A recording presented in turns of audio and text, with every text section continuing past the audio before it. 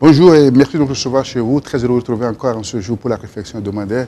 Rencontre échange nouveau numéro 279e. Nous allons parler de ce dialogue toujours en vue pour sa sortie de crise chez nous au Togo, dans cette période sensible de la marche de notre pays dans son processus de démocratisation, avec les événements que nous connaissons tous. Chaque semaine, il y a des manifestations à Lomé, à l'intérieur du pays, pour réclamer ce nombre de choses. Et là, un dialogue est en vue. Et qu'est-ce qu'il faut attendre ce dialogue? Quels sont les fondamentaux? Quels sont ceux qui doivent passer à ce dialogue? Est-ce que les mesures prises par le gouvernement suffisent à apaiser les inquiétudes de l'opposition pour prendre part à cette énième discussion? Eh bien, la question sera posée à mon invité du jour qui s'appelle M. Foligara Ekwe.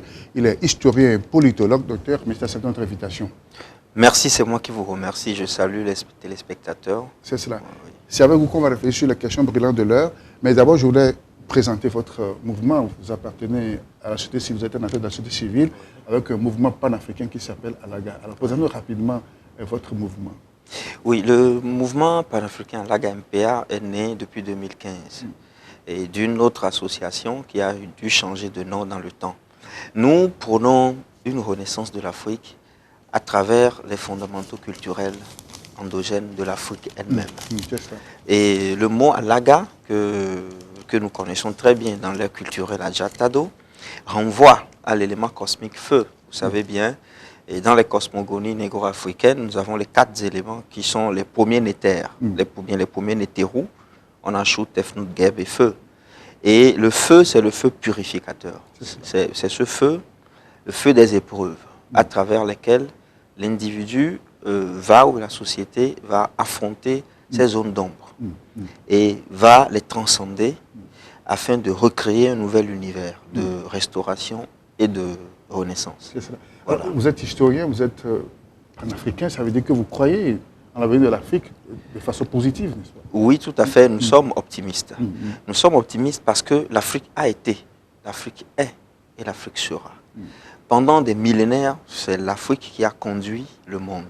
Vous savez bien qu'avec l'émergence de la civilisation égypto-nubienne, c'est 4000 ans de civilisation qui a enseigné les sciences, les mathématiques, l'astronomie, la géométrie à tous les peuples des pourtours de la Méditerranée, si je veux employer un terme de Fernand Braudel.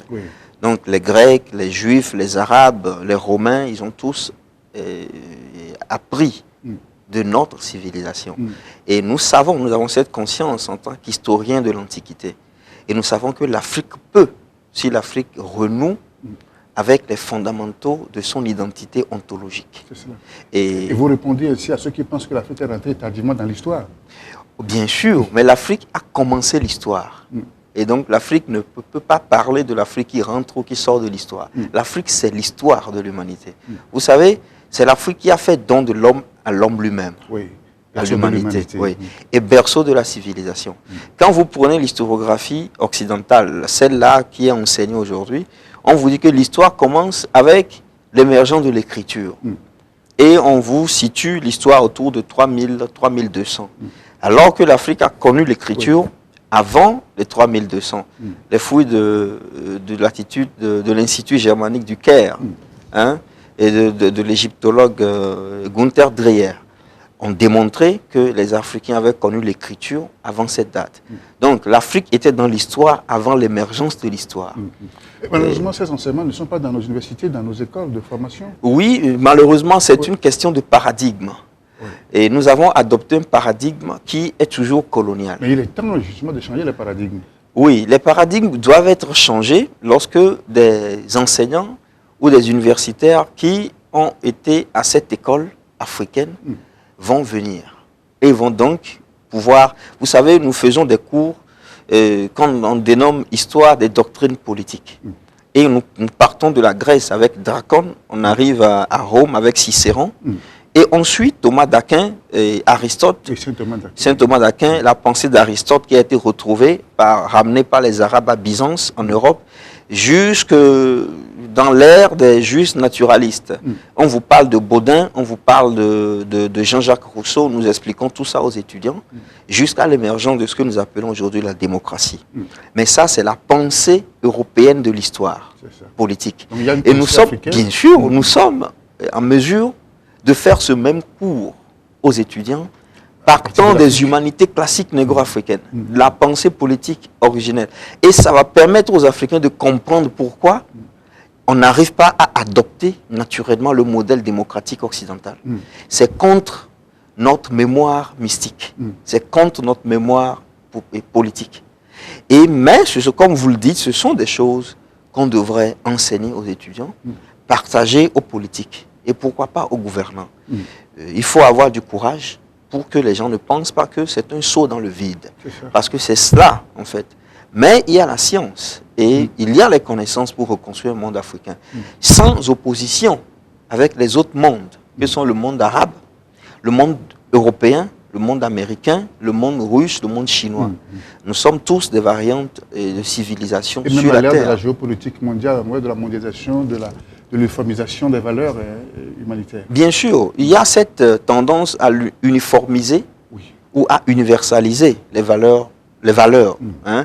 Et nous pensons que l'Afrique a beaucoup à donner. Si l'Afrique se reconnectait avec ses valeurs, elle aurait beaucoup à donner à cette humanité. Donc ce ne sont pas des valeurs attardées ou retardées ou avariées? Non, pas du tout. Pas du tout. Surtout que... Même dans le contexte de la cybernétique, de l'Internet, l'Afrique a toujours sa place dans ce contexte. Bien sûr, bien sûr. L'Afrique va inventer ou a déjà inventé des systèmes qui peuvent révolutionner, bien sûr, qui vont révolutionner le monde de l'informatique. Je vais vous étonner lorsque je vous parle du bâton d'Ishango. Qu'est-ce que c'est? 25 000, c'est un bâton sur lequel se trouvent des formules mathématiques. Zone des Grands Lacs, 25 000 ans avant le Christ. Œuvre des Africains, mathématiques sur base 12. Aujourd'hui, nous faisons de la mathématique sur base 10. Et on sait qu'une mathématique développée en base 12 va amener le monde à, je dirais, envisager l'énergie d'une autre façon. On pourra peut-être extraire l'énergie à travers les plantes. C'est-à-dire qu'il y a tout un monde scientifique qui peut renaître d'une nouvelle façon d'aborder la science, d'aborder la connaissance mathématique. Et l'Afrique peut donner un coup positif à l'humanité si les Africains cessent de marcher dans la voie d'émulation de l'Occident. Parce que quand nous voulons émuler les Occidentaux ou les Chinois ou les autres variantes de l'espèce humaine, nous serons toujours derrière, parce que c'est eux le modèle. Et on dira de nous que nous sommes en retard, mais c'est relatif. C'est par rapport au modèle que nous voulons émuler. Oui, c'est parce que pendant longtemps, c'est Pythagore comme nous a enseigné, c'est Thalès de Milet comme nous a enseigné. Bien sûr. Et on oublie que c'est des gens qui ont été initiés aux sciences mathématiques en Égypte. Bien sûr. On ne nous a pas dit que Pythagore a fait 22 ans en Égypte dans 2 temples. Nous connaissons, nous avons les archives. Et nous savons aussi qu'il a dû se faire circoncire, parce que les prêtres ont dit, vous ne pouvez pas être un incirconcis et rentrer dans les temples. Il a dû se faire circoncire, mais ils sont nombreux qui sont venus chez nous en Afrique pour apprendre la science. Et vous savez, dans les testaments de tous ces anciens, ils ont écrit noir sur blanc que leur science, ils leur doivent à l'Afrique. Donc c'est l'érudition allemande acquise aux nations ariennes du 19e siècle qui va réinventer le modèle arien, c'est-à-dire la Grèce comme étant la base de toute la science, toute la civilisation, faisant abstraction de la civilisation juto-nubienne qui a précédé et qui a enseigné la Grèce. Or, nous, les Africains, nous devrions connaître ces choses. On doit les enseigner pour que les Africains sachent qu'ils ont été et qu'ils peuvent être. C'est cela. Voilà. Merci, docteur, pour cette introduction qui m'a épaté. Je crois qu'on reviendra sur ces considérations historiques dans notre débat. Alors, pour l'instant, ce qui nous intéresse, ce sont ces faits marquants de des temps actuels, notamment ce qui se passe sur le plan géopolitique. Avant de votre regard d'historien, alors, quel regard, quelles appréciations, quelle lecture faites-vous des soubresauts actuels que nous connaissons depuis le 10 août dernier, date de déclenchement du regain de contestation de rue? Bon, d'abord, nous ne sommes pas surpris. Parce que nous vivons dans une situation critique qui est devenue chronique. Et donc, de temps en temps, par cycle, il y a des manifestations. Et ne pensons pas qu'après les soubresauts, comme vous les appelez, il y aura de stabilité si les véritables problèmes ne sont pas réglés. C'est cela. Voilà. Donc, c'est une situation critique qui nous paraît normale, et avec peut-être un facteur exogène. Si vous permettez, on pourra en parler, le facteur exogène. Alors ça veut dire qu'il y a un goût d'inachevé pour le processus qui a été lancé dans les années 90, 27 ans après, ça veut dire qu'on n'est pas encore arrivé au bon port? Je crois qu'on n'est pas encore arrivé. Parce qu'aujourd'hui, il y a un contentieux politique très sérieux sur la Constitution de 1992 qui est en vigueur en réalité, actuellement. Et ce contentieux nous renvoie donc à tout ce qui s'est passé dans les années 90. S'il y avait eu un consensus réel, aussi bien dans l'émergence de cette Constitution que dans son application, il n'y aurait pas eu tous les problèmes que nous avons connus dans la décennie qui a suivi. Il n'y aurait pas cette contestation actuelle. Donc, la Constitution qui est la mère de la République est le test qui est interrogé, le test critique. Et cela veut dire justement que le processus initié en 90 n'est pas encore achevé. Oui. Les cœurs ne sont pas guéris, les revendications sont encore vives. Et il va falloir qu'on les résolve afin que la République renoue avec la tranquillité et le développement. Est-ce qu'il y avait des signes précurseurs annonciateurs qu'on va encore tomber dans un nouveau regain de tension? Puisque tout porte à croire qu'après 2005, le pic de la violence a été connu en cette année-là, avec la mort du feu Yadema, avec les élections de 2005, de 2010, 2015, c'est à croire que, bon, il y avait une apparente accalmie. Et puis après, subitement, le 19 août, il y a eu encore ce regain de tension. Vous avez raison, il y a eu une accalmie. Et la vie politique a connu une démocratisation progressive. Et les gens, les acteurs politiciens ou les acteurs politiques ont fini par apprendre à jouer avec les arguments politiques.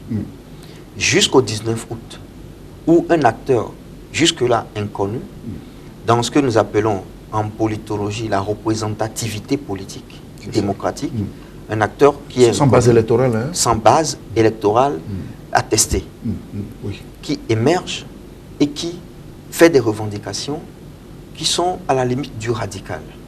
Avec... Vous trouvez? Oui, bien sûr. Qu'il y avait un radicalisme dans les revendications posées? Bien sûr, il n'y a qu'à voir la méthode et les discours qui ont précédé la marche du 19. Il y a eu un affront à l'autorité administrative qui devait, bien entendu, allouer des forces de l'ordre pour le contrôle et pour le suivi. Il n'y a pas eu de consensus. Or, dans une démocratie ordinaire où les marches sont autorisées, on ne devrait pas arriver au point où des organisateurs d'une marche disent non ou fassent un affront à l'autorité. Et c'est cela, en fait, l'événement... Oui, puisque c'est inscrit dans la Constitution, la liberté de manifestation. Oui. Oui. Et le test ne dit pas qu'on doit forcément indiquer l'itinéraire à suivre. Alors, le test le dit et ne le dit pas. Cela dépend des contingences et des informations. Des interprétations. Bien sûr, surtout des informations que le ministère de la Sécurité a concernant un mouvement qui voudrait marcher. Et donc, le ministre a la latitude ne peut pas faire d'abus, mais il peut demander aux marcheurs de suivre un certain nombre de directives permettant aux forces de l'ordre d'avoir les yeux sur ce qui va se passer. Et c'est cela, en fait, moi j'ai suivi, il y a eu une rencontre que le ministère a voulu et que les dirigeants du PNP n'ont pas accepté, honoré. Et c'est cette rencontre qui a été faussée, qui a conduit à ce que j'appelle la radicalisation des positions. Et dans un État, le ministère de la Sécurité qui participe du gouvernement est porteur de ce qu'on appelle en droit l'attribut de souveraineté, le monopole de la violence physique. Légitime. Légitime. Voilà, physique ou symbolique. Donc l'État ne peut pas baisser la tête devant un protagoniste social ou politique à l'intérieur de ses frontières. Ce qui fait que l'affront à l'État peut finir très mal. Et l'État ne cessera jamais d'appliquer la force aussi longtemps que la puissance publique de l'État est reconnue. Et donc c'est une voie... C'est pas là une apologie de la violence légitime? Et c'est une apologie de la violence légitime qui participe de l'ordre dans le cadre d'un territoire gouverné. Vous savez, si dans un territoire gouverné, il y a des individus ou des groupes qui revendiquent le monopole de la violence au même titre que l'État. Vous êtes dans de l'anarchie, ce que nous appelons l'état de nature. C'est ça, oui. Et donc, le 19 août, on voit ce mouvement qui n'a pas, intéressant, remarquez ceci, qui n'a pas de représentativité démocratique, donc qui est illégitime au plan de la démocratie. Puisque si vous avez des parlementaires, on sait que vous représentez une base électorale. Vous n'avez pas de parlementaires. Il n'y a pas eu d'élections à travers lesquelles on a pu peser votre poids politique. Vous drainez des foules, certes, mais au plan de la démocratie, vous êtes toujours un nain. Voilà. Et donc... Mais c'est aussi d'un ras-le-bol populaire, hein, d'un peuple qui a été longtemps comprimé, enfermé dans un système qui finalement s'explose au regard de l'État. Oui, il y a, en fait, l'analyse de cette crise ne peut pas faire abstraction du social d'un côté, du politique de l'autre. Oui. Il y a le social. Les populations dont nous sommes membres souffrent. Il y a le taux de chômage qui est élevé. Mais il faut savoir que la situation économique de notre pays en général est mauvaise. Nous sommes assistés par des partenaires étrangers, par le FMI. Et un pays de cette façon, ou qui vit de cette façon, ne peut pas permettre, ne peut pas faire du welfare. Donc les populations certainement auront des problèmes. Et si les populations vont se réveiller ou vont manifester tout le temps, et ce sera un état perpétuel d'instabilité. Et donc il y a maintenant les politiques qui, eux, depuis que le processus a été amorcé en 90, n'ont jamais pu goûter à l'alternance. À un certain moment donné, se disent, mais que se passe-t-il? Donc, nous avons un ras-le-bol, nous voulons le manifester, nous voulons aussi pouvoir devenir président, ce qui est légitime. Et donc, qu'est-ce qui se passe? Il y a la conjoncture entre les populations désabusées, les populations qui souffrent, et donc qui sont manipulables très facilement, et les politiques qui prétendent à la magistrature suprême. Il y a une conjoncture entre eux, et ils sortent dans les rues. Maintenant, comment résoudre la crise? Il y a l'aspect social qu'on peut résoudre à travers une amélioration de la gouvernance publique. Mais les populations doivent savoir que les décisions prises au macro prennent du temps pour se manifester au niveau micro. Voilà. Et donc, il faut du temps. Mais quant à ce qui est des revendications politiques, il y a une constitution, il y a des procédures d'accès à la magistrature suprême. C'est les élections. Et donc, lorsque des politiciens n'arrivent pas à devenir président, ils doivent interroger les procédures à travers lesquelles on devient président. Et peut-être que les revendications devraient concerner ces procédures-là. Une amélioration du degré de transparence et du degré de confiance dans ces processus pourrait apporter une certaine alternance dans le pays. Mais dès lors que l'on sort, maintenant, il y a en fait deux phases. Il y a la phase du PNP qui a dégénéré, et le PNP fait appel maintenant à l'opposition radicale classique. Et il y a donc une jonction. Ça, c'est la phase... La coalition des 14. La coalition des 14, que moi, en tant que politiste, j'analyse en termes de la phase d'internalisation de la crise. C'est-à-dire? C'est-à-dire une crise initiale du 19 août qui a une forte composante internationaliste. Parce qu'il n'y a aucune condition au plan national qui explique l'émergence du 19 Comment ça? août. Alors, vous pensez qu'il y a une main internationale derrière? Bien sûr, bien sûr, oui. Expliquez-nous donc. Alors, les conséquences directes du 19 août sur la diplomatie du Togo le disent. Il y avait beaucoup de sommets qui s'organisaient. Un pays en instabilité ne peut pas accueillir les diplomates, a fortiori des chefs d'État. C'est un problème pour la sécurité. Donc, le 19 août a fait chapeauter l'agenda diplomatique de l'État togolais. Il y avait des sommets qui sont programmés. Voilà. Et notamment, un sommet particulier, Israël-Afrique. Et la déprogrammation de ce sommet a été possible grâce à la pression de certains pays arabes qui ont joui de l'instabilité créée par le PNP. Or, le PNP a une certaine base religieuse au départ. Et donc, vous analysez au plan de la géopolitique, considérant qu'il y a un conflit entre le monde juif et le monde arabe. Ce conflit se généralise un peu comme nous l'avons vu durant la guerre froide, où le bloc Est et le bloc Ouest se faisaient la guerre à travers les colonies et les États. Il y a ça actuellement. Donc ce conflit s'est joué au Togo. Mais l'élément national qui a permis aux Arabes de gagner cette paire de manches, c'est l'émergence du 19 août. Bon, le bon analyste de géostratégie ne peut pas ne pas mettre en relief ou en conjonction ces deux éléments-là. Maintenant, une fois que le sommet est sauté, le PNP étant pris au piège, a internalisé la crise en appelant les opposants classiques pour créer une coalition et faire de la crise une crise nationale. Et c'est dans cette phase que nous sommes. Et c'est dans cette phase que l'on nous parle, où nous parlons de dialogue. Oui, alors on va en reparler. Mais, la clarté sur cet aspect de votre développement important justement sur un relais religieux qui se trouverait derrière l'agenda du PNP. Vous en avez les preuves ou c'est juste des analyses que vous êtes en train de faire? Voilà. On ne parle pas de preuves dans ce domaine. On parle d'indices. Voilà. Nous avons des indices, beaucoup d'indices. Et si vous le permettrez peut-être dans une autre... Très rapidement. Oui, très rapidement. Alors, quels sont ces indices? Il y a la question de la disparition des armes. Oui. C'est vrai, il y a eu des armes qui sont portées disparues. Il y a des armes qui sont portées disparues. Et ça a un lien direct avec la sécurité. Une autre question, des forces de l'ordre ont été attaquées, assassinées. Ce n'est pas de l'ordre du simple manifestant que vous pouvez être, que je peux être, qui sortons pour manifester. On a le culot d'égorger des militaires. Ça sort... Donc, c'est vrai. Eh bien, tout à fait. Jusque-là, quand on interroge l'opposition, la coalition, on parle des rumeurs qui n'ont pas de... Non. Alors, dans la mesure où il n'y a même pas eu d'enquête sur le sujet. Oui, vous rentrez dans le domaine martial, vous rentrez dans le domaine militaire. Et le domaine militaire est un domaine domestique qui s'appartient. Les enquêtes se font sous le coup des règles et des procédures militaires. Ça ne rentre pas tout de suite dans le champ civil.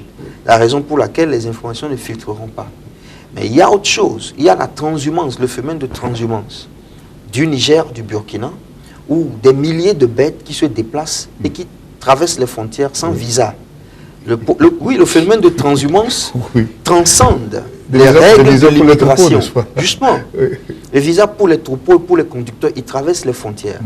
En traversant les frontières, il y a des déplacements d'armes à travers le phénomène de transhumance. C'est une chose dont je vous parle, qui est très connue dans le monde de la géostratégie et de la géopolitique. On n'en parle pas tellement au plan national au Togo, mais cela se fait. L'observatoire des mouvements de transhumance dans le Sahel participe de l'élargissement ou de la prolifération du terrorisme.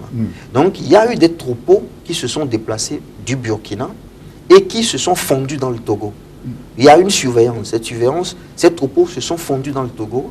Or, ces troupeaux permettent la circulation des armes. À part cela, il y a le creuset religieux de base du PNP que je respecte, puisque le PNP est un parti qui est agréé par le ministère de l'administration. C'est un parti qu'on respecte, il y a sa structure. Mais le PNP a une base communautaro-religieuse.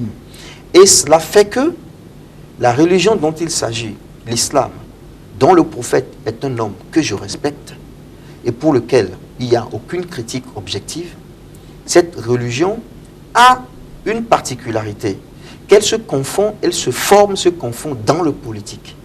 On peut fonder un ordre politique à travers les règles de l'islam. Alors, l'expansion de l'islam dans le creuset politique national peut conduire à une dérive vraie vers une dimension de la charia. Et nous savons que depuis un certain moment, à Sokolé ou dans les environs, les tribunaux, il y a eu l'exercice des tribunaux religieux qui ont commencé à prendre de l'importance par rapport aux tribunaux de l'État. Et nous sommes dans un État laïque. Lorsque les populations préfèrent le tribunal religieux dont les lois sont islamiques, vous voyez qu'il y a un problème qui se pose pour l'État. Et donc il y a beaucoup de signaux en réalité et qui font que les politiques sérieux qui aiment ce pays devraient s'interroger sur la question du 19 août, qui est différente de la crise qui a suivi avec la mise ensemble la coalition. Deux choses différentes. Alors, est-ce qu'il faut dire que cette coalition, cette mise en scène, cette coalition a beaucoup plus sauvé le pays, en tout cas, a aidé à apaiser les choses, puisque, d'après vos explications, si dans ce contexte du PNP, il évoluait seul, eh bien, on connaîtra la dérive dont vous parlez, n'est-ce pas? Justement, je crois que l'appel que le PNP a lancé à l'opposition classique a participé de cette stratégie. Parce que le PNP seul et les autres opposants seuls, d'un côté, auraient rendu très compliqué, très complexe la situation. Et peut-on dire que cela a aidé à apaiser? Je ne sais pas. Parce que si les thèses que nous avançons ici vont s'avérer, ce taxe-là demeure. Tant que l'on ne va pas le déstructurer, il demeure. Et nous sommes sous observation. Le Togo, le Bénin, le Ghana, le Nigeria, tous les autres, il y a le terrorisme qui est en train de se répandre. Et tous les services de renseignement qui travaillent recueillent tellement de données.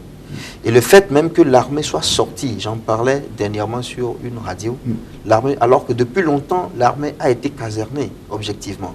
On ne voyait plus tellement les militaires.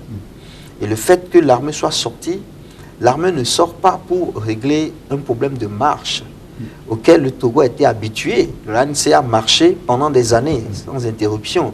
Les forces de l'ordre normales ont pu gérer ces marches. Quand l'armée sort et l'armée interdit l'accès à certains sites, il faut se poser des questions. Rencontre sur un nouveau numéro, le 279e, nous parlons des faits de société de chez nous, notamment ce dialogue entre deux femmes. Mon invité, il s'appelle Dr Foligada Ekwe, il est politologue et historien, c'est avec une réflexion sur la question. Alors, abordons justement le bien fondé des revendications de l'opposition, de la coalition de l'opposition. Et retour à la Constitution de 92, le vote de la diaspora, les libertés fondamentales doivent être respectées. Et puis, il y a eu justement le retrait du chef de l'État actuel d'abréger son mandat pour se retirer. Alors comment vous analysez ces revendications de l'opposition? Il y a des revendications qui sont acceptables en démocratie. Et il y en a une ou plusieurs qui sont antidémocratiques, notamment la démission du chef de l'État ou le retrait, le départ du chef de l'État. On ne va pas tellement en parler parce que même ceux qui l'ont dit... Pas forcément dans le contexte, hein?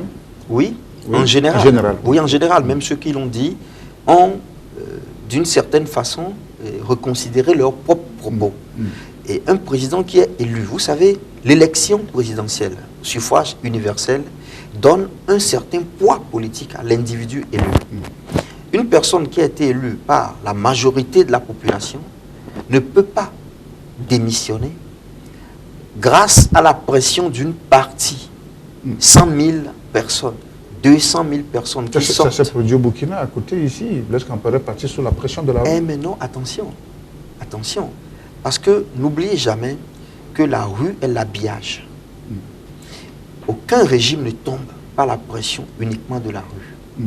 Il y a des forces qui font le régime, qui doivent se désolidariser avant que le régime ne tombe. Et ces forces peuvent faire tomber le régime sans la rue. Donc la rue... Le cas du Zimbabwe, par exemple. Tout à fait. La rue est un habillage. Voilà. La rue seule ne peut pas faire tomber un régime. Je parle bien de régime. Voilà. Bon, maintenant, nous voyons donc au Togo la façon dont la configuration s'est produite. Et ce qui est certain, c'est que lorsqu'on demande le retour à la C92, c'est de l'utopie. Lorsqu'on demande le retour aux fondamentaux, c'est un peu réaliste. Parce que les fondamentaux font, c'est-à-dire renvoient à l'esprit du test. Oui. Mais le retour intégral à la C92, c'est un rappel du test intégral. C'est de l'utopie. Ça ne pourra pas se faire. Pour une simple raison. Mais c'était le test fondamental qu'on avait fait de toiletter en 2002, par exemple. Oui, l'expression toilettage même pose un problème. Du moment où cette modification n'est pas intervenue de façon illégale, de façon anticonstitutionnelle. Le test a prévu qu'on le modifie de cette façon. Les parlementaires qui ont eu la majorité qualifiée l'ont modifié. C'est légal. C'est-à-dire, quand vous êtes sur le terrain de la légalité... C'était une modification unilatérale. Il n'y avait pas les représentants de l'opposition. Non, alors, la représentativité de l'opposition au Parlement pour les modifications constitutionnelles n'a pas d'importance du moment où le quorum qualifié est atteint. Voilà. Et ça peut être atteint à travers la manipulation de faux tireurs ou bien de francs tireurs, des parlementaires d'une certaine mouvance qui refusent de respecter le mot d'ordre et qui donnent leur voix afin que les 4/5e soient atteints. Mais les 4/5e sont le critère fondamental et cela a été atteint. Donc il faut faire une analyse de façon froide et responsable dans un État où des gens se respectent. Donc le RPT a eu la majorité qualifiée pour faire son changement, sa modification constitutionnelle. Ce qui a été fait. Il faut prendre acte de cela. Et on continue, la marche continue. Les gens qui ont boudé les élections législatives doivent expliquer à leur base militante les conséquences de certains choix qu'ils font. Bon, maintenant, cette constitution est en vigueur. Cette constitution prévoit que le chef de l'État soit, qu'on puisse les lire de façon indéfinie. Tout le monde le sait. Les opposants qui ont participé aux élections en 2010 le savent. Ceux qui ont participé en 2015 le savent. Le chef de l'État actuel a été élu sur la base de cette constitution. Il a prêté serment devant la Cour constitutionnelle sur la base de ce texte constitutionnel. Il a reçu ce qu'on appelle en droit international la reconnaissance internationale de plusieurs États partenaires. Alors, dans une telle situation, aucune portion du peuple ne peut, s'attribuant l'exercice de la souveraineté, demander à ce personnage de démissionner. Si je suis politicien devant un parterre de manifestants qui commencent à demander la démission du chef de l'État, je dois être un politicien respectable en expliquant ma base. Ce que vous dites n'est pas possible. À la rigueur, ça peut braquer le chef de l'État. Et ça peut braquer la mouvance présidentielle.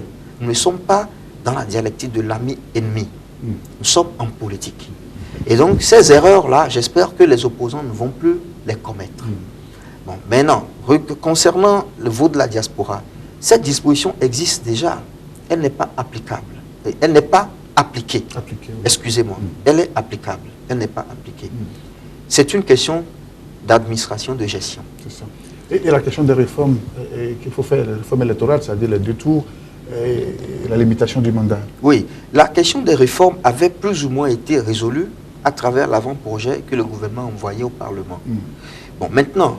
Et qui a été rejeté? Qui a été voté aux 2 tiers. Oui, alors pour l'instant, quoi, c'est-à-dire oui, que pour l'instant, ce qu'on attend soumettre au référendum. Oui, ce qu'on attend soumettre au référendum. Maintenant, les opposants au Parlement qui n'ont pas voulu participer au vote ont montré par là leur volonté à ne pas accepter le contenu de cet avant-projet de loi. Bon, il faudra aussi en tirer les conséquences après. Moi, je crois tout humblement que dans une démocratie, ce qui est important, c'est les tests. Il faut que les tests soient bons. Lorsque le gouvernement envoie un avant-projet de loi de cette ampleur, cela veut dire que le principe de la limitation est acquis. Et l'opposition stratégique, qui n'est pas dans la démagogie, mais qui est dans la politique républicaine, devrait accepter cet acquis, le voter, avant de continuer à marcher, si possible. Pourquoi ne pas marcher? Ou de continuer ses revendications pour les autres points qui ne sont pas encore acquis. Bon, aujourd'hui, les réformes, le gouvernement peut dire auprès de l'opinion nationale, auprès de l'opinion internationale, j'ai formulé un avant-projet qui actualise et implémente les réformes. C'est l'autre partie qui n'a pas voulu voter. Je vais vous dire une chose, aucun diplomate, aucun envoyé des Nations Unies, de la CEDEAO, ne dira que le gouvernement a tort. Au plan de la diplomatie, c'est impossible. C'est créer un conflit diplomatique entre États. Et l'opposition devrait savoir comment fonctionne le monde diplomatique. Et vous avez vu comment les diplomates qui sont venus, la position qu'ils ont prise. Les opposants ont dit, ce n'est pas bien, ils ont mal. Mais ils ne comprennent pas comment fonctionne. Il y a un niveau, ce que j'appelle l'échelon de l'égalité, auquel il faut toujours faire extrêmement attention lorsqu'on fait de la politique. Il y a l'échelon du politique même, qui peut être sulfureux. Mais quand vous jouez dans l'échelon sulfureux, faites attention à ce que vous soyez propre dans l'échelon de la légalité. C'est ça. Et je crois que le gouvernement a compris et le gouvernement du Togo travaille actuellement pour améliorer le jeu de l'échelon de la légalité. Lorsque l'opposition des 14 dit aujourd'hui que la CEDEAO doit mettre fin à la gouvernance du chef de l'État ou du RPT de l'UNIR, ou demande aux forces étrangères de mettre fin, ils sont dans l'échelon du politique sulfureux. Et ça ne peut pas fonctionner parce que cet échelon-là se résout à travers l'usage de la force. Ça finit toujours par l'usage de la force. Ont-ils le courage de l'usage de la force au Togo? Et à supposer qu'ils aient ce courage et les moyens, seront-ils responsables des crimes et de la chute de notre pays à travers une telle option? Demain, je crois qu'il faut être sage, aimer ce pays et savoir discuter dans le calme pour le bien. Le temps est là devant nous. Les générations passent. Ce qui est important, c'est ce que l'on produit aujourd'hui pour les générations à venir. Bien, merci. Alors, cela nous introduit directement dans le deuxième volet de notre discussion, à savoir les négociations, les discussions qui sont en vue. Beaucoup de chefs d'État, notamment de la sous-région, Guinée Alpha Condé, le président ghanéen, se sont beaucoup investis dans cette crise togolaise.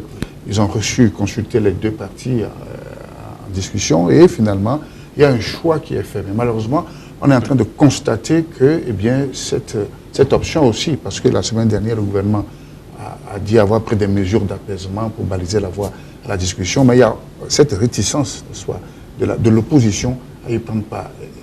Vous trouvez qu'elle a raison ou bien elle a tort? L'opposition, je ne raisonnerai pas en termes de raison ou tort. Vous me comprendrez. Tout à fait, oui. Voilà. Oui. L'opposition commet encore une autre erreur stratégique, à mon humble avis. Je dirais, en fait, notre opposition se comporte comme étant un groupe au même niveau que l'État. C'est-à-dire, nous sommes dans un État. Au Togo, il y a un État. Il y a UNIR qui gouverne. Mais il y a un État.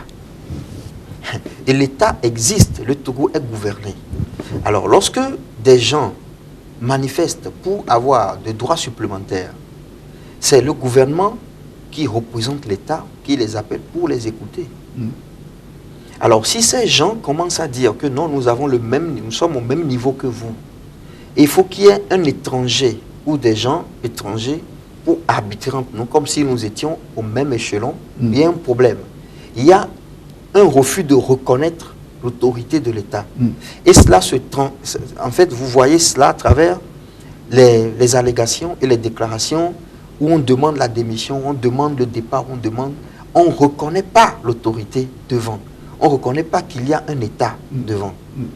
Et lorsque le gouvernement lance les concertations et veut pluraliser le dialogue, l'opposition pense que le dialogue devrait se limiter à eux seuls des 14. Oui.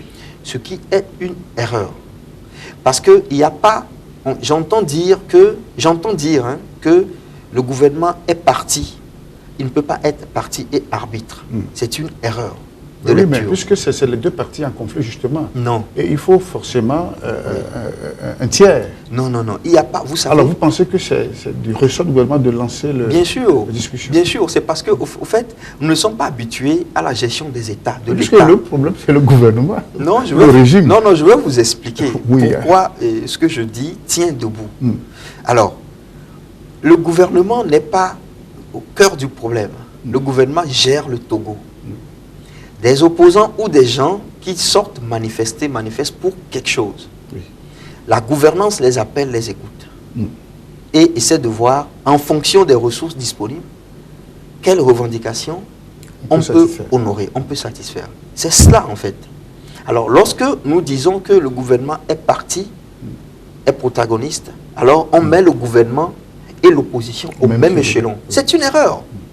Pas du tout. Vous savez, l'État... Il y a un ras-le-bol du peuple, de la population, qui veut des changements, qui a soif de l'alternance, justement. Oui, la question de l'alternance doit être réglée d'abord dans les tests. Il n'y a pas d'alternance en dehors des tests. Nous sommes dans une république. Donc, celui qui veut l'alternance, ayant un test qui parle de de représentativité illimitée doit d'abord se préoccuper de changer ce test-là. D'abord. Je crois que c'est la meilleure méthode pour arriver à l'atteindre. Le président Macron a fait une déclaration à Abidjan où il disait pour accéder au trône, il faut passer par les élections. C'est simple, mais c'est lourd de conséquences. Oui. On veut dire que... Oui, c'est seulement qu'il n'y a pas de transparence justement dans l'organisation de nos élections. Et c'est peut-être à ce niveau-là que les acteurs doivent travailler. Les acteurs doivent... Parce que c'est comme les procédures, la transparence sont le tremplin entre la potentialité présidentielle et l'existence présidentielle. Oui. On doit travailler dans ce sens-là, mais ce n'est pas dans le bruit, dans le déni de reconnaissance de l'autre. Alors maintenant, l'État, je disais tantôt que l'État, dans ses activités, a 3 fonctions principales régaliennes. Il y a ce qu'on appelle la fonction distributive. L'État distribue les ressources. Il y a la fonction régulatrice et la fonction responsive. Responsive, il répond, aux problèmes des populations. Dans la fonction régulatrice, l'État régule les conflits. L'État règle les conflits. Donc, quand il y a un conflit, les protagonistes viennent. Et bon, si les protagonistes disent que c'est l'État le problème... c'est entre l'État... Oui, lorsqu'ils disent que c'est l'État le problème, comme cela se passe avec les syndicats, les centrales syndicales et de l'éducation, ils revendiquent, ils ont des revendications, c'est la gouvernance qui est le problème. Mais quand ils vont, ils ne demandent pas qu'il y ait des étrangers pour venir habiter entre eux, elles et la gouvernance. Elles comprennent, les centrales syndicales comprennent qu'il y a un État qui a les ressorts de gouvernance, il faut négocier avec l'État. Les politiques, quand ils font leurs revendications, ils doivent comprendre que c'est l'État qui a les instruments de... Le pouvoir existe, mes chers frères togolais. Il y a le pouvoir, il y a ce qu'on appelle l'effectivité du pouvoir. Des gens travaillent. L'État fait des commandes dans le commerce international, dans la sécurité, la coopération avec des... Il y a un État qui existe. Et vous n'êtes pas au niveau de l'État. Non. C'est ça. Surtout parce que le responsable, celui qui incarne cette souveraineté, a été élu par le suffrage universel. Donc c'est une confusion en fait. Mais on voit ça seulement dans des pays en Afrique. Parce que quand vous allez dans des États ou dans le modèle démocratique, celui qu'on veut copier, ça, ce sont des apories. Ça n'existe pas. On se demande, mais que se passe-t-il? Les gens sont peut-être malades. Il y a un État. Vous voyez l'État et vous expliquez ce que vous voulez en respectant l'État. L'État vous... Ça, on peut le faire. Alors, on peut le faire d'une certaine façon. C'est ça. Alors, dans le cas d'espèce, avec cette méfiance, cette crise de confiance entre l'opposition et le régime, est-ce qu'il ne fallait pas quand même qu'il y ait un tiers qui rassure les uns et les autres, qui garantisse justement, qui redonne confiance aux uns et aux autres pour éviter justement de ne pas respecter les contenus Oui, vous avez raison quand vous parlez de tiers. Et lorsque l'opposition va et soumet ses revendications, elle peut dire nous n'avons pas confiance. C'est légitime. C'est légitime. Et nous demandons qu'il y ait un comité international de suivi fait du président du Ghana, notamment dont on a parlé, celui de la Guinée, et peut-être un autre comité mixte, et pour faire le suivi. Le gouvernement ne dira pas non. Je ne crois pas, parce que c'est le gouvernement même qui a fait appel à des expertises étrangères pour essayer de comprendre, de parler avec l'opposition. Oui. Et donc, il y a déjà cette disponibilité.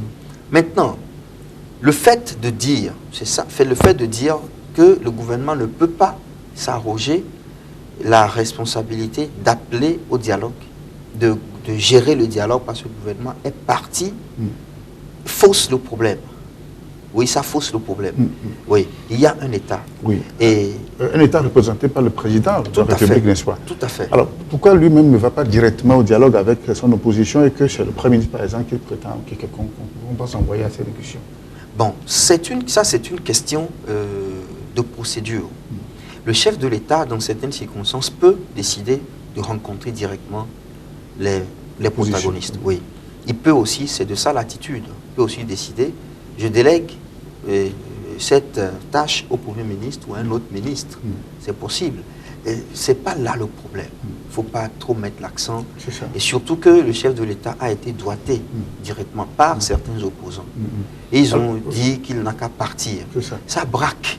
Oui, ça braque. Humainement, ça peut braquer. C'est cela. Ouais. Alors, le problème, justement, c'est pas ça le problème. Le problème, c'est qu'il y a plusieurs accords qui ont été signés dans ce pays. On parle d'une vingtaine, 26 accords qui n'ont jamais été respectés. Alors, pensez-vous que ce qu'on va faire maintenant, si ça venait à être fait, sera respecté et considéré? Voilà, tout ceci dépend des attentes implicites des protagonistes. Il y a une partie qui considère que le dialogue doit aboutir à leur consécration présidentielle. C'est-à-dire, c'est cela dans la tête, que le dialogue qui n'aboutit pas à cela a échoué. C'est ça.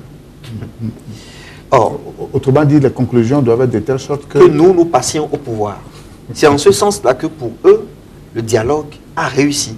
C'est la raison pour laquelle plusieurs dialogues, ils disent que ces dialogues n'ont jamais réussi. Mais il y a eu des dialogues qui ont contribué à améliorer beaucoup de choses au Togo. Je vous donne un exemple très précis, très succinct. Oui.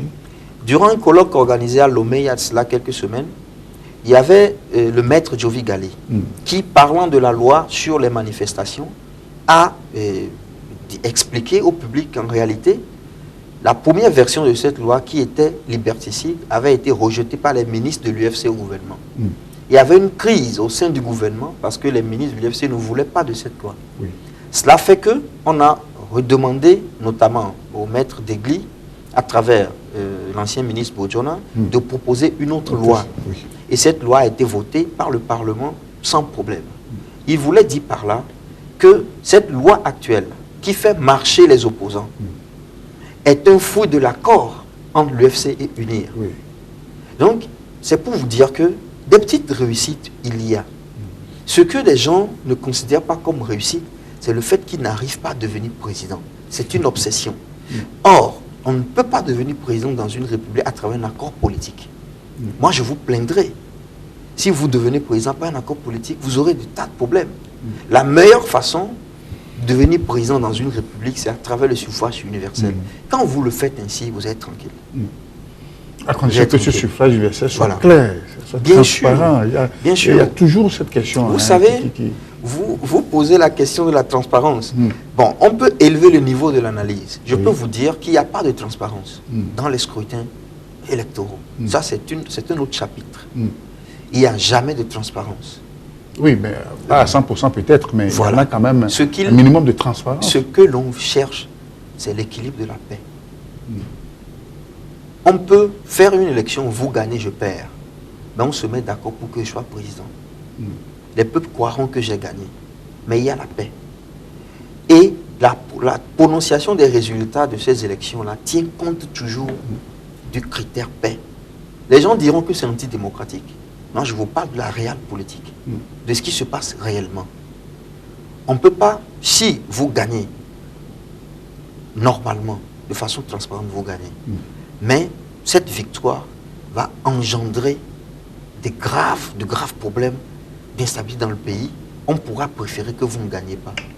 Et vous seriez un patriote à accepter pour le peuple. C'est ça. C'est des contingences politiques. Donc la politique est très délicate. Le fait de faire de l'activisme, dans du bruit, n'aide pas à créer des climats de gouvernance sereins. Alors, je disais tantôt que les élections doivent être faites, doivent être bien organisées. Mais il faudrait qu'il y ait la confiance entre le parti au pouvoir actuel et les nouveaux aspirants au pouvoir. Non pas seulement entre eux, mais aussi entre eux et les grands partenaires étrangers. Parce qu'il y a des gens qui ont investi au Togo, qui investissent au Togo et qui ne vont pas entendre qu'une alternance puisse créer une chute ou une faillite de leurs investissements. Et ces gens ne sont pas le peuple qui vote, mais ils comptent. Et Ils lobbying, comptent. quoi. Souvent, ils comptent plus que le peuple qui vote. C'est ça. Je ne l'ai pas dit. Voilà. Je l'ai entendu quand même. Mais nous sommes, oui. vu que C'est vous ça. m'avez posé des questions, il faut répondre de façon transparente. Je vous C'est dis ça. que c'est possible. Oui, oui. Alors, pour ce dialogue, à votre avis, quels sont ceux qui doivent participer? Parce que pour la coalition des 14, eh bien, c'est elle la principale protagoniste face au régime. Et on ne pense plus inclure d'autres partis. Alors, vous trouvez que pour ce dialogue, il faut faire appel à d'autres partis ou bien uniquement entre les 14 et le gouvernement? Je crois qu'il faut faire appel à d'autres partis. Lesquels encore? Voilà. Oui. Il y a eu des gens qui ont fait cette même revendication avant le 19 août. Il y a des partis qui ont toujours été sur ce terrain. Ces partis-là n'ont jamais été, si on peut le dire, satisfaits. Puisque les revendications sont reprises. Ces partis, on doit logiquement les associer. Il y a la société civile qui commence à grandir, qui commence à prendre conscience de son poids. Et je crois que certains commencent à comprendre qu'ils ne doivent pas se polariser sur les différentes positions politiques. Il faut qu'il y ait une société civile qui soit neutre. Ça commence à venir aussi au Togo. Il faudrait associer toutes ces personnes-là. C'est important. Pourquoi? De la perspective des 14, c'est nous qui avions réclamé, n'est-ce pas? Et donc c'est nous qui devons discuter. Mais de la perspective du gouvernant, qui doit prévoir, qui n'avait pas prévu le 19 août, et pour lequel il se peut que dans 2 mois, il y ait de nouvelles manifestations. Alors, le gouvernant ne va pas vivre dans des instabilités comme ça tout le temps. Il va vouloir écouter les autres. Vous avez aussi des choses à dire en même temps, on les intègre aux revendications actuelles. Et on voit d'une façon holiste et générale ce qui peut être fait pour que chacun soit plus ou moins satisfait. L'opposition trouve que c'est du dilatoire. Non, ce n'est pas... Oui, les opposants trouvent que c'est du dilatoire. Mais ils sont dans une posture exclusiviste. Et si ce n'est pas moi, c'est personne d'autre. C'est nous qui avions battu le pavé et c'est à nous que revient l'honneur. Comme s'il y avait un certain honneur. Puisqu'on travaille, si on travaille pour le peuple, nous ne sommes rien. Le peuple est ce qui est essentiel. Donc si on peut faire venir d'autres acteurs pour qu'on trouve une solution de stabilité pour le pays, l'économie souffre. Les investisseurs, ils font des calculs. C'est comme à la bourse. Une mauvaise nouvelle peut faire chuter une bourse. Et donc il faut voir tout ça. Moi je crois que c'est important qu'il y ait un élargissement du créneau des acteurs. Avec, justement, on est en train de faire des consultations. Elles sont nécessaires. Je vous en prie. Absolument. Oui. Parce que, oui, on connaît déjà le problème. Est-ce qu'on ne peut pas aller directement au nœud du problème, tenter de le résoudre, que de vouloir encore tergiverser, tourner autour du pot en invitant d'autres acteurs qui va encore alourdir ou bien compliquer la résolution de la crise? Le problème dont vous parlez a plusieurs variantes. Vous avez certainement entendu parler de la consultation de l'ancien ministre Boko. Oui. A-t-il marché? Non. Il y a l'ancien ministre Bodjono qui a été entendu. Oui. A-t-il marché? Non. Les anciens premiers ministres comme M. Kodjo et beaucoup d'autres, on les écoute parce qu'ils ont gouverné ce pays. Ils connaissent, il y a des problèmes qui sont encore invisibles, qui peuvent ressurgir demain. Il ne s'agit pas seulement de ce que l'opposition des 14 réclame. Aimons le pays et acceptons qu'on trouve, on fasse une grande table ronde et qu'on trouve une solution entre Togolais, surtout. Parce que quand une personne vient de l'étranger, pour autant qu'elle soit importante, influente, tout ce qu'elle peut dire, bon, on peut écouter, mais si nous ne voulons pas l'exercer, on ne veut pas l'implémenter, ça restera lettre morte. Et ça dit que les conditions sont vraiment réunies pour que ce dialogue puisse démarrer? Je crois que les mesures d'apaisement ont été prises. Oui. Les conditions sont réunies. Ce n'est pas encore satisfaisant pour l'opposition, ce n'est pas encore satisfaisant parce que ceux qui sont arrêtés ne sont pas tous libérés. Bon, il y a une question qu'on devrait se poser maintenant. Vu que l'opposition dénie au gouvernement la potestas, ce qu'on appelle en latin la potestas, c'est-à-dire le pouvoir ou le droit de les appeler au dialogue, ne serait-il pas, en fait, c'est-à-dire ce refus-là, ou l'évocation des cas de personnes non libérées, ne serait pas en fait une stratégie de communication pour empêcher ou pour ne pas aller au dialogue? Du moment où... Ça peut être stratégique? Oui, parce qu'ils veulent qu'il y ait des médiateurs étrangers. Et croyant que ces médiateurs feront pression sur le gouvernement. Cela aussi, c'est une mauvaise appréciation des équilibres internationaux. De toute façon, eux, ils croient ainsi. Mais nous savons qu'aucun observateur étranger, étant au même niveau, au même échelon que le chef de l'État, que l'État togolais, ne peut imposer aux Togolais ce qu'ils doivent faire, à moins que ce ne soit des gens qui ont un pouvoir effectif comme l'économie et qui peuvent vous empêcher de manger. Alors ça devient autre chose. Mais les médiateurs dont on a entendu parler, le Ghanéen, le Guinéen, ce sont des pairs de notre chef de l'État. Ils se côtoient, ils sont dans leur comité, dans leur club de chef d'État de la CEDEAO. Personne ne fera du mal à l'autre comme cela. Il faut s'en rendre compte, c'est une question, c'est une évidence. on se comprend. Alors la confiance n'est en personne et ils sont perdus donc. Non, ça dépend du point de vue, ça dépend de la perspective. Pour les opposants, si c'est ainsi, il n'y a pas de confiance. Mais la solution doit intégrer beaucoup de variantes. Et l'opposition doit comprendre que le Togo ne leur appartient pas. Comme le Togo n'appartient pas au parti au pouvoir. Les deux doivent comprendre. Et si cette idée est acquise, alors on doit accepter, trouver une solution. La PG a prescrit le consensus. Tous les observateurs nous ont dit, ici, il faut qu'un jour, vous arriviez à vous comprendre. Et parfois, c'est le pouvoir qui refuse le consensus, parce qu'on ne s'entend jamais, on ne sera pas de Togo comme 1, 2, ça n'a rien donné. Oui, il arrive que le pouvoir également ait fait obstruction. Et cela est arrivé que les obstructions soient aussi posées par l'opposition. Parce qu'il y a une crise de confiance. Cette crise de confiance vient d'où? Vient du fait que l'alternance est envisagée comme l'annihilation de l'autre. Le jeu à somme nulle. Quand je passe au pouvoir, vous êtes grillé. Si vous commettez l'erreur de me faire passer, vous êtes fini pour vous. Bon, si c'est ainsi, l'instinct de conservation veut que je ne laisse jamais le pouvoir. On peut tripatuer les tests, mais il faut vivre, il faut survivre. Et c'est cela qu'il faut comprendre. Donc, il faudrait que ceux qui sont aspirants au pouvoir comprennent que la solution doit intégrer les actuels tenants du pouvoir. D'autant plus, c'est une question de logique. Je gère un pouvoir, vous venez après moi. Dans le conflit, vous ne pourrez pas gérer parce que vous ne connaissez pas le pouvoir. Il y a des équilibres que nous avons actuellement qui sont dus à des accords qui sont informels. Oui, que l'État fait avec des puissances. Bon, vous allez venir en conflit avec moi ou avec l'État, et ce n'est pas possible. C'est cela. Alors, très rapidement, on attend beaucoup dans l'opinion cette adresse du chef de l'État à la nation qui n'est toujours pas...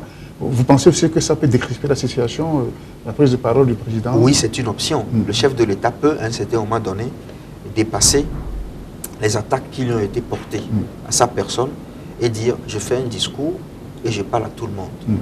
Mais cela ne peut arriver que lorsque l'état des informations va permettre un tel discours. Parce que si, en coulisses, il y a des coups bas qui se préparent, s'il y a des choses très mauvaises qui se préparent, et on sait que les dispositions ne sont pas favorables à l'amour, le chef de l'État ne fera pas ça. Parce que la mouvance qu'il représente sera braquée et sera sur le pied de guerre. Est-ce que c'est bien pour notre pays, Monsieur Wilson? C'est cela. Voilà. Très bien. Rapidement, vous avez 30 secondes pour tirer un dernier mot dans cette émission. Oui.